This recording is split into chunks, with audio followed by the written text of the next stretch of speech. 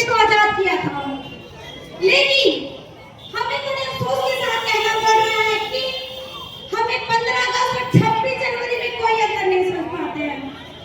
जब 15 अगस्त आता है तब देश की सेना के बारे में, हथियार के बारे में, मिसाइल के बारे में, लड़ाकू विमानों के बारे में, शहीद होने वाले जवानों के बारे में, जैसे भगत सिंह, सुभाष चंद्र बोस, मंगल पांडे, महारानी लक्ष्मीबाई, यानी शहीद होने वाले सभी जवानों के बारे में बताया जाता है।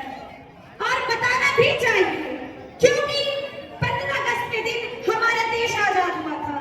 लेकिन वही सेम चीज 26 जनवरी के दिन भी दिखाया जाता है। आखिर क्यों? वही हथियार, वही मिसाइल, वही सेना, आखिर क्यों वही 26 जनवरी के दिन भी दिखाया जाता है?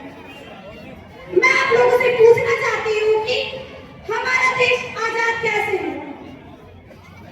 क्या हमारे देश से अंग्रेज भाग कर गए थे या अपनी मर्जी से गए? मेरा आप लोगों से एक सवाल और है, हमारा देश आजाद कैसे हुआ और किसने किया? बाबा साहब डॉक्टर भीमराव अम्बेडकर जी ने हमारे देश को आजाद किया और संविधान लिखकर किया।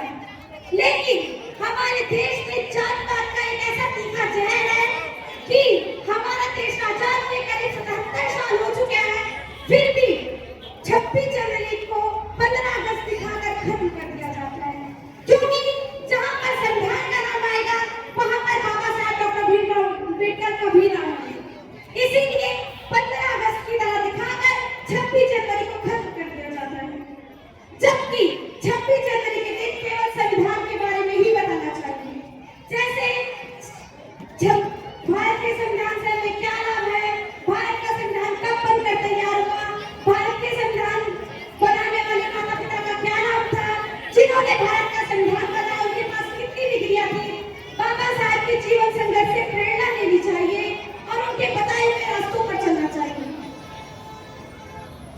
जब अंग्रेज इस भारत देश को छोड़ के जाने का विचार बना रहे थे, तब उन्होंने कहा हम तुम्हारे देश को छोड़कर चले तो जाएंगे अगर तुम अपने भारत देश का संविधान लिख कर दे दो तो। भारत का